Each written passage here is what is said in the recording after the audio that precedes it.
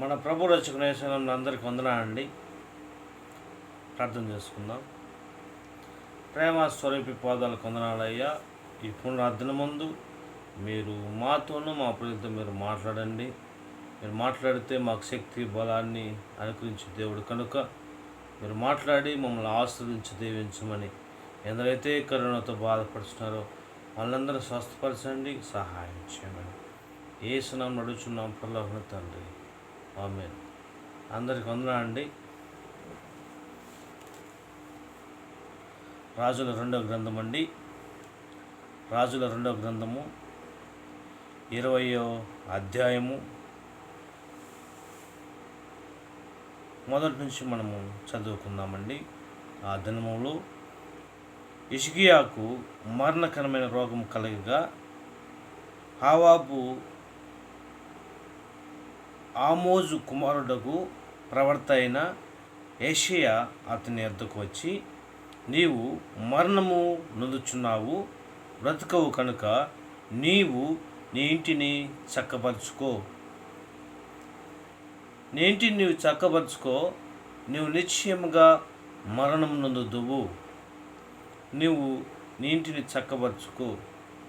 నీ ఇంటిని చక్కపరచకపోతే నిశ్చయముగా నీవు మరణిస్తావు, నీకు మరణం సంప్రార్థిస్తుంది కనుక నీ ఇంటిని నువ్వు చక్కపరుచుకో అని హిజ్కియాకి ప్రవర్త అయిన యెషయా చెప్తుంటున్నాడు. అది యెహోవా మాటగా చెప్తుంటున్నాడు. ఇక్కడ ప్రవర్తలతో దేవుడు మాట్లాడుతున్నాడు. ప్రవర్తలతో దేవుడు ఆయన నోట ప్రవర్త నోట ఏది ఉంచుతాడో ఆయన అదిదా వాళ్ళు పలుకుతారు కనుక ప్రవర్త అయిన హిజ్కియా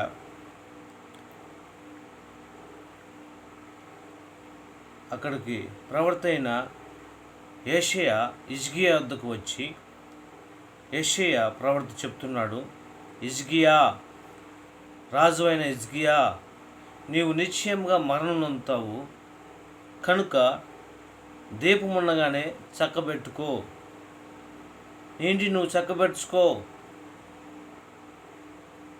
అని ప్రవర్త చెప్తుంటున్నాడు. చెప్పినప్పుడు 2వ వచనం మనం చదువుకుందామండి. అతడు తన ముఖము గోడ తట్టు తిప్పుకొని, యెహోవా యథార్థవంతుడవై సత్యముతోనూ నీ సన్నిధి నేను ఎట్లా నడుచుకుంటునో నీ దృష్టికి అనుకూలంగా సమస్తమును నెరవేర్చు ఎట్లా జరిగించునో కృపతో జ్ఞాపకం చేసుకోమని హిజ్కియా కన్నీరు విడుచు యెహోవా సన్నిధిలో ప్రార్థించెను. ఎలా యథార్థవంతునిగా జీవించాను, ఎలా యథార్థవంతునిగా నేను ప్రవర్తించాను, నేను ఎలా నీ సన్నిధిలో నేను ఉన్నాననేది జ్ఞాపకం చేసుకో ప్రభువా. ఒకవేళ నేను యథార్థవంతునిగా జీవించకపోతే నన్ను క్షమించు. ఇది మొదలుకొని నేను యథార్థవంతంగా జీవిస్తాను. నా జీవితం మార్చు, నా జీవితాన్ని మార్చు ప్రభువా, నన్ను క్షమించు అని హిజ్కియా గోడ తట్టు తిప్పుకొని తన ముఖాన్ని ప్రార్థన చేసుకుంటున్నాడండి. హిజ్కియా చేసిన ప్రార్థన దేవుడు ఆలకించి తర్వాత జ్ఞాపకం చేసుకున్న మాట,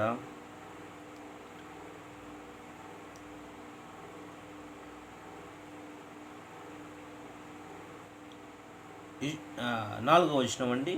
యెషయా నడిమిశాలలో నుండి అవతలకు వెళ్ళక మునిపే యెహోవాకు ప్రత్యక్షమైనది. అతను గోడ తట్టు తిరిగి ప్రార్థన చేసినప్పుడే దేవుడు చూస్తుంటున్నాడు. దేవుడు యెషయాకి మళ్ళీ వాక్కు అనుగ్రహించి, నీవు నా కుమారుడైన హిజ్కియాతో చెప్పుము అని ఒక వాక్యని అందిస్తుంటున్నాడు. అప్పుడే నడిమిశాల నుండి అవతలకు వెళ్ళక మునిపే యెహోవాకు అతనికి ప్రత్యక్షమై ఇలాగ సెలవిచ్చినను, నీవు తిరిగి నా ప్రజలకు అధిపతివై హిజ్కియా యొద్దకు పోయి అతనితో ఇట్లనుము, నీ పితరుడైన దావీదుకు దేవుడగు యెహోవా నీకు సెలవిచ్చినదేమనగా, నీవు కన్నీళ్లు విడిచి చూచితిని, నీవు ఏడుస్తున్నావు, నువ్వు దుఃఖపడుతున్నావు, నేను చూసి ఉంటున్నాను కనుక, నీ మనసు మారింది కనుక, నువ్వు క్షమాపణ అడుగుతున్నావు కనుక తిరిగి నేను నీకు ఆయుష్ ఇస్తుంటున్నాను. చూడండి, ఆ మాట జ్ఞాపకం చేసుకుందాం మనము. 5వ వచనం అండి. నీవు తిరిగి ప్రజలకు అధిపతి అయిన హిజ్కియా యొద్దకు పోయి అతనితో ఇట్లనము, నీ పితరుడైన దావీదుకు దేవుడగు యెహోవా నీకు సెలవిచ్చినదేమనగా, నీవి కన్నీళ్లు విడిచుట నేను చూసి తిని, నీ ప్రార్థన నేను అంగీకరించి ఉన్నాను, నేను నిన్ను బాగు చేసేదను. 3వ దినమున నీవు యెహోవా మందిరముకు ఎక్కిపోదువు. ఏమండి, మరణ పడకలో ఉంటున్నావు, నువ్వు రేపు చనిపోతావు, ఈరోజు చనిపోతావు అని దేవుడు ముందుగానే హెచ్చరిస్తుంటున్నాడు. ఇల్లు చక్కబరుచుకో, నువ్వు చనిపోబోతున్నావు, నీ లోకం విడిచి వెళ్ళిపోతున్నావు, నీ ఇల్లు నువ్వు చక్కబరుచుకో, నీ జీవితం నువ్వు చక్కబరుచుకో, నీ కుటుంబాన్ని నువ్వు చక్కబరుచుకో, నీ బ్రతుకు నువ్వు చక్కబరుచుకో. నువ్వు ఎలా జీవిస్తుంటున్నావు? ఒకరి మీద తిరగబడి మాట్లాడుతున్నావా? ఇష్టానుసారంగా జీవించాలని ఆశపడుతున్నావా? నీ ఇంటి నువ్వు చక్కబరుచుకో. ఇంట్లో వాళ్ళ మీద తిరుగుబాటు చేస్తుంటున్నావా? కుటుంబాల్లో కలహాలు రేపుతున్నావా? నీ జీవితం ఎలా ఉన్నది? వేరే సొత్తు అక్రమంగా ఆక్రమించుకుంటున్నావా? నీ మనసు మారాలి, నీ జీవితం మారాలని హెచ్చరిస్తున్నాడు దేవుడు. ఈరోజు మనల్ని కూడా దేవుడు హెచ్చరిస్తుంటున్నాడు. ఇక్కడ హిజ్కియాకి దేవుడు హెచ్చరిస్తుంటున్నాడు, నీ ఇంటి నువ్వు చక్కబరుచుకో, నీ మనసు మారాలి, నీవు నీ ఇంటిని చక్కబరుచుకో, అప్పుడు బ్రతుకుతావు, లేకపోతే చనిపోతావు. ఇక్కడ చూడండి, మరణకరమైన నీవు మరణమవుదు కనుక, బ్రతుకు కనుక నీవు నీ ఇంటిని చక్కబరుచుకొని యెహోవా సెలవిస్తుంటున్నాడు. నువ్వు మరణం అవుతున్నావు, నీ జీవితము ముగించబడుతున్నది. ఎవరు నిన్ను కాపాడతారు? ఈ లోకంలో ఎవరు కాపాడలేరండి. డాక్టర్లు కానీ, ఏమండి, తల్లిదండ్రులు కానీ, బంధువులు కానీ ఎవరు కాపాడలేరండి. దేవుడు అనుగ్రహం కావాలి, దేవుడు అనుగ్రహం కావాలి కనుక జీవితం చక్కబరుచుకో, నీ ఇంటిని నువ్వు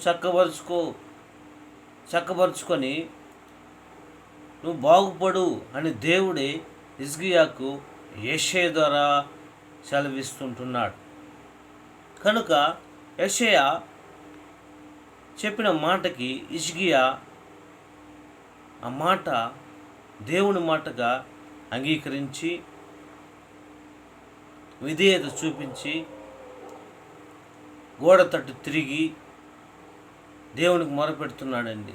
ప్రభువా, నన్ను క్షమించు, నా ఇంటిని నేను చక్కబరుచుకుంటాను, నేను నీ దృష్టిలో యథార్థంగా జీవిస్తున్నానే, ఎందుకు నాకు ఈ విధంగా వచ్చింది శ్రమ అని చెప్పి మొరపెట్టగా, ఇక్కడ ఏం చెప్తున్నాడండి, మొరపెట్టిన వెంటనే యెషయా కొంత దూరం వెళ్ళిన తర్వాత ఆ పర్ణశాల దాటుతున్నాడండి. అప్పుడే యెహోవాకు వస్తున్నది, నువ్వు వెళ్ళి హిజ్కియాతో చెప్పు, నేను తిరిగి నేను బ్రతికిస్తాను, నీ పాపను క్షమిస్తాను, నీవు తిరిగి నీ పితరులు దావీదుకు చేసిన కృప నీ కన్నీరు విడిచి నేను అంగీకరించాను కనుక నేను నిన్ను బాగు చేస్తాను, దావీదుకు చూపిన కృప నీకు చూపిస్తాను అని యెషయా ద్వారా హిజ్కియాతో దేవుడు మాట్లాడుతున్నాడు. ఇక్కడ చూడండి, అది ఎలా గుర్తుపట్టాలని ఆ ప్రార్థన చేసిన తర్వాత యెషయా హిజ్కియాతో చెప్పినప్పుడు హిజ్కియాకి అనుమానం. కొంతమందికి మనుషులకు అనుమానం కదండి, దేవుడు చేస్తాడంటే కొంతమందికి అనుమానం. ఎలా అని దేవుడి సన్నిధికి వెళ్ళేవాడికి అనుమానం. దేవుడు పరాక్రమశాలి అని తెలియదా? దేవుని మర్చిపోయినాడు. ఇక్కడ చూడండి ఎలా చేస్తాడు దేవుడని అడుగుతున్నాడు. చూడండి 9వ వచనం మనం చదువుకున్నాం. తాను సెలవిచ్చిన మాట యెహోవా నెరవేర్చుటకును ఆయన దయచేసిన చూసిన క్రియ ఏదనగా నీడ 10 మెట్లు ముందుకు నడిచిను కదా, అది 10 మెట్లు వెనుకకు నడిచినట్లా అవును అని చెప్తున్నాడు. ఏమండి, హిజ్కియా ఎలా సాధ్యము? నేను మరణం కాబోతున్నాను, నాకెవరు సహాయం చేయగలరు? దేవుడు వాక్యం అని చెప్పాడు, దేవుడు వాగ్దానం చేశాడు, కానీ నేను ఎలా బ్రతకగలను అని చెప్పి హిజ్కియా యెషయాతో చెప్పినప్పుడు యెషయా చెప్తున్నాడు, ప్రవక్త అయిన యెషయా చెప్తున్నాడు, దేవుని వాక్కుకు దేవుడు చెప్పిన మాటకి అది తిరుగుంటుందా? చూడు, ఆ మాట సూచనగా చెప్తున్నాడు. ఆ మాట 9వ వచనము. తాను సెలవిచ్చిన మాట యెహోవా నెరవేర్చుటకు ఆయన దయచేసిన చూసిన క్రియ ఏదనగా నీడ 10 మెట్లు ముందుకు నడుచును కదా. మామూలుగా మనకు సూర్యరశ్మి వచ్చినప్పుడు మన నీడ వెనకకి నడుస్తూ ఉంటుందండి, ముందుకు నడుస్తూ ఉంటుంది, ముందుకు నడుస్తూ ఉంటుంది. ఆ వెనుకకు నడుస్తుందంటే ఏమండి? దేవుడు మన జీవితాలను మార్చాలంటే ఎంతసేపు అండి? మన జీవితం మార్చే దేవుడు, మన దేవుడు మనతో ఉంటున్న దేవుడు. యథార్థంగా జీవించే వాళ్ళ జీవితంలో దేవుడు మనతో నివాసం చేయాలని ఆశపడుతున్నాడు. ఇక్కడ చూడండి, ముందుకు నడుస్తుంది కదా, నీడ 10 మెట్లు ముందుకు నడుచును కదా. మామూలుగా అయితే అది వెనుకకు నడుచును, ఇదే సూచన. అందుకు హిజ్కియా ఎట్లనను 10వ వచనం చూడండి ఆ మాట. అందుకు హిజ్కియా ఇట్లనను, నీడ 10 మెట్లు ముందుకు నడుచుట అల్పము కానీ మామూలే కదా. ముందుకు నడిచేది మామూలే కదా నీడ. అయితే నీడ 10 మెట్లు వెనుకకు నడుచు అసాధ్యం కదా. అది ఎట్లా సంభవించినగా 11వ వచనం. ప్రవక్త యెషయా యెహోవాకు ప్రార్థించక ఆయన అహజు గడియపు పలక మీద 10 మెట్లు ముందుకి నడిచిన నీడ 10 మెట్లు వెనుకకు నడిచను. ముందుకు నడిచిన నీడ వెనుకకు నడిచిందండి. ఎంత శక్తిమంతుడైన దేవుడు! ఆయుష్ను పెంచాడు. ఎలా సాధ్యము? హిజ్కియాకి ఆలోచన, నేను ఇంకా 15 సంవత్సరాలు నీకు ఆయుష్ ఇస్తున్నాడు. చూడండి, 15 సంవత్సరాలు నీకు నేను ఆయుష్ ఇస్తున్నాను. 6వ వచనం. ఇంకా 15వ సంవత్సరము ఆయుష్ నీకు ఇచ్చిదను, మరియు నా నిమిత్తం నా సేవకుడైన దావీదు నిమిత్తము ఈ పట్టణంలో నేను కాపాడుచు నిన్నును ఈ పట్టణమును అష్షూరు రాజు చేతిలో పడకుండా నేను విడిపించెదను. నేను ఆయుష్ ఇస్తుంటున్నాను 15 సంవత్సరములు అంటే నవ్వుతున్నాడు హిజ్కియా. డౌట్. ఏమండి, మన జీవితాల్లో కూడా చాలామందికి దేవుడు చేసిన అద్భుతాలు చేస్తాడంటే అపనమ్మకం. చేస్తాడో చేయడో ఎవరు చూశారు అని చెప్పి దేవుడి మీద సనుగుతూ ఉంటారు. దేవుడు చేయలేదే, అది చేయలేదు, నాకు ఇది చేయలేదు అని చెప్పేసి అపనమ్మకం. అందుకనే దేవుడు చెప్తున్నాడు, విశ్వాసం ఉంచు. దేవుడు అద్భుతాలు చేసే దేవుడు, మనిషి కాదు ఆయన దేవుడు. మనుషులు మాట తప్పోతారు కానీ దేవుడు మాట తప్పే దేవుడు కాదు. ఆయన సత్యవంతుడు. ఆయన పేరు నజరేయుడైన యేసు. ఆయన సర్వశక్తిగల దేవుడు. ఆయన చెప్తున్నాడు, నీ మనసు మార్చుకో, నీ ఇంటిని చక్కబరుచుకో, అప్పుడు నేను నీతో ఉంటాను. ఆయన మనతో ఉంటే మనకు ఆయుష్ వస్తుంది, మనతో ఉంటే మనకు బలం ఉంటుంది. చూడండి, ఆ మాట జ్ఞాపకం చేసుకో. 29 చదువుకుందామండి. 19వ అధ్యాయము 29వ వచనం చదువుకుందాం. హిజ్కియా, నీకు ఇదే సూచనగును, ఈ సంవత్సరమందు దానంతా అదే పండు ధాన్యమును, 2వ సంవత్సరమందు దాని నుండి కలుగు ధాన్యమును మీరు భుజించెదరు, 3వ సంవత్సరమున మీరు విత్తనము విత్తి చేలు కోయుదురు, ద్రాక్ష తోటలు నాటి వాటి ఫలము అనుభవిస్తురు. దాని ఇష్టంగా అదే పండుతుంది పంట. ఎట్లా పండుతుందండి?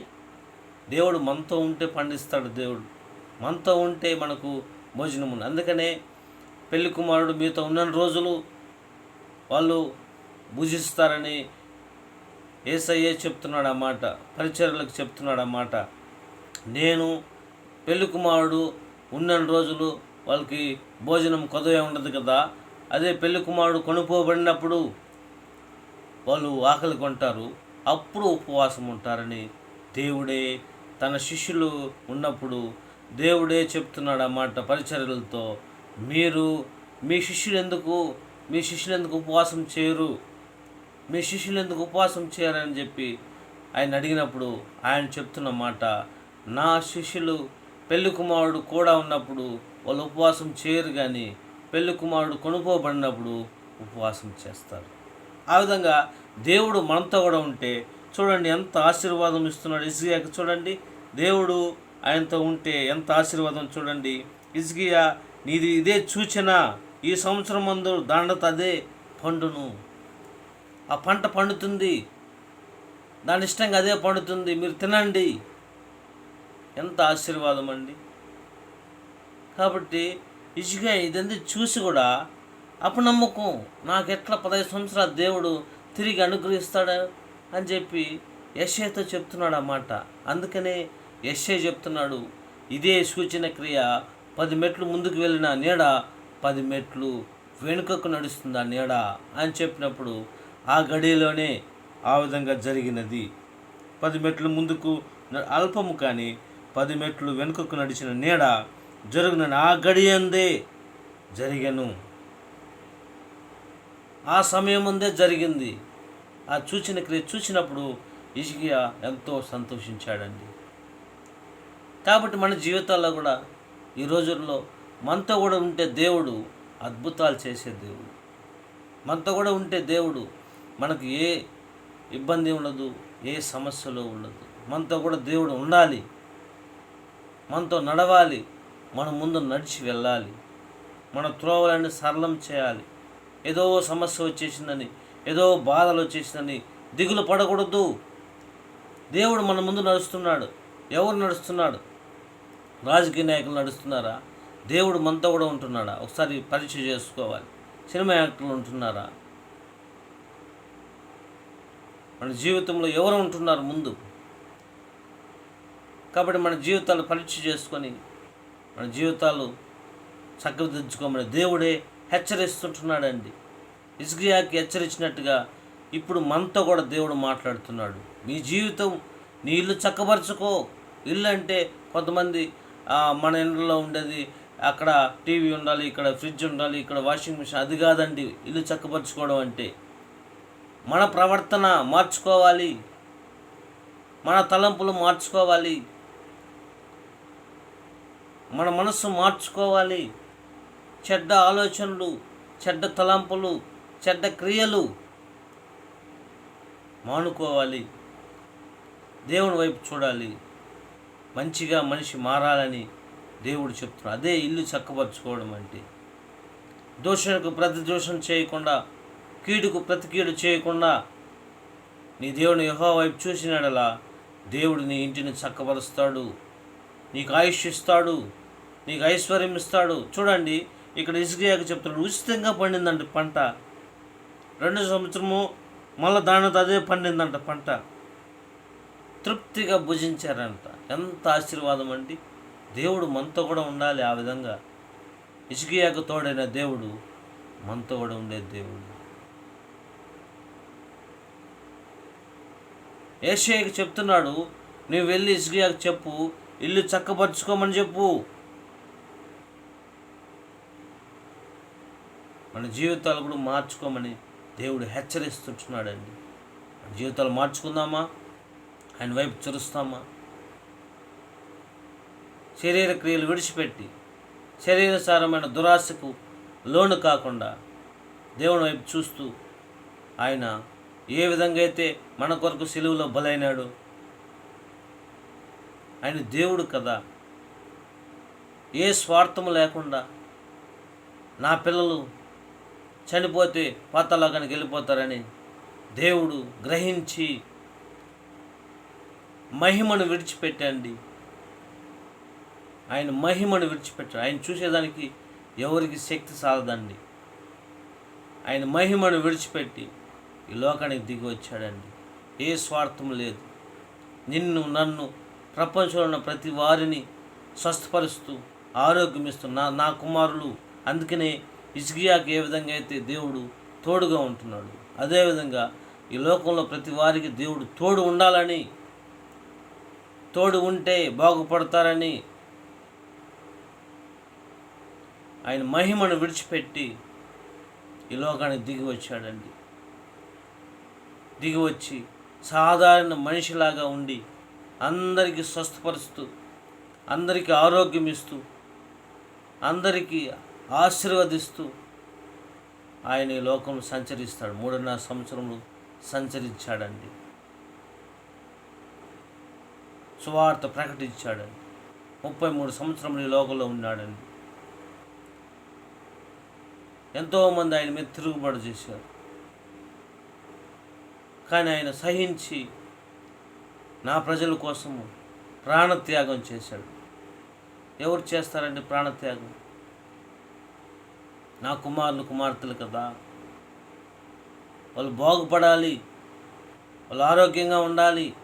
హిజ్కియా ఏ విధంగా మరణ శయ్య మీద ఉంటున్నాడు, ఆ విధంగా మరణంలో కొంతమంది ఉంటున్నారు. కట్టబడి ఉంటున్నారు, కట్టల్లో శ్రమలు యందు కట్టబడి ఉంటున్నారు. తాగుబోతులుగా ఉంటున్నారు, తిరుగుబోతులుగా ఉంటున్నారు, దొంగలుగా ఉంటున్నారు, దోచుకునేవారుగా ఉంటున్నారు. వాళ్ళందరూ మారాలి, నా వైపు తిరగాలని దేవుడే ఆ సింహాసనం విడిచిపెట్టి, మహిమను విడిచిపెట్టి ఈ లోకానికి వచ్చాడండి. వచ్చి తన బిడ్డలు బాగుండాలని, తన బిడ్డలకు ఏమి చేస్తే ఆరోగ్యంగా ఉంటారని తెలుసుకున్న దేవుడు శిలువలో ప్రాణత్యాగం చేసి తిరిగి లేచి మన కొరకు తిరిగి రానై ఉంటున్న దేవుడు అండి. హిజ్కియాకు తోడైన దేవుడు మనకి తోడు నీడగా నడిపించునుగాక.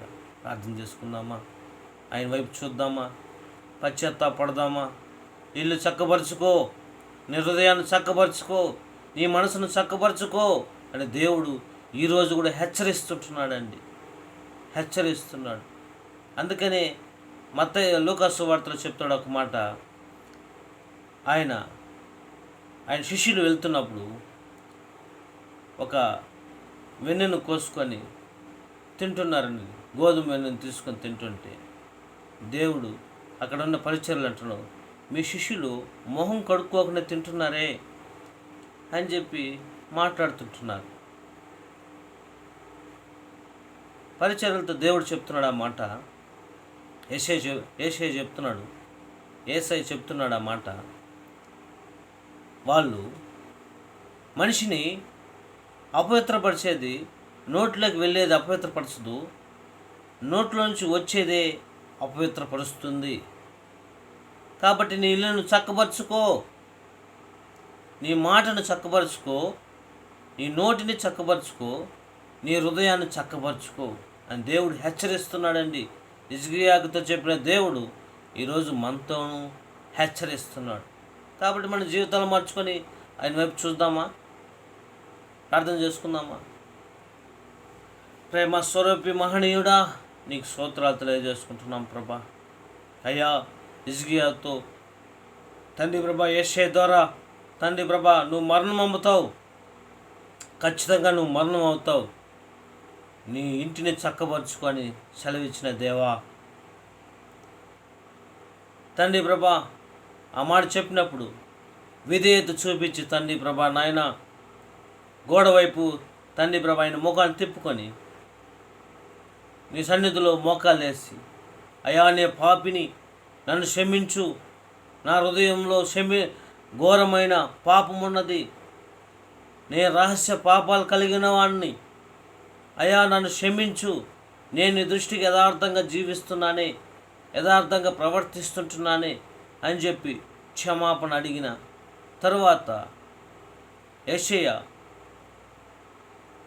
ఆ ఇంటిని విడిచిపెట్టి వెళ్ళేటప్పుడు దేవుడు వాక్కు మళ్ళా తిరిగి వచ్చి హిజ్కియా క్షమించమని అడుగుతున్నాడు కనుక నువ్వు వెళ్ళి తిరిగి నా మాటగా చెప్పు, ఇంకా 15 సంవత్సరాలు నేను ఆయుష్ ఇస్తున్నాను, దావీదుకు చూపించిన కృప నీకు చూపిస్తానని చూపి ఆయన హెచ్చరించిన విధానం బట్టి స్తోత్రాలు తెలియజేసుకుంటున్నాం ప్రభా. తండ్రి అప్పటికి తండ్రి ప్రభా నాయన నీ దృష్టిలో మనుషులు అల్పులు అయితే హిజ్కియా విషయంలో తండ్రి ప్రభా 15 సంవత్సరాలు జీవం ఇచ్చిన దేవానికి స్తోత్రాలు తెలియజేసుకుంటున్నాం ప్రభా. తండ్రి మనుషులు అపనమ్మకం తోమా లాంటి వాళ్ళు ప్రభా. తోమా కూడా తండ్రి ప్రభా నాయన యేసే లేచాడు, యేసుక్రీస్తు లేచి పరలోకం వెళ్ళాడు, తిరిగి మన మధ్య సంచరిస్తున్నాడని చెప్తే 15 రోజులు తండ్రి ప్రభా నాయన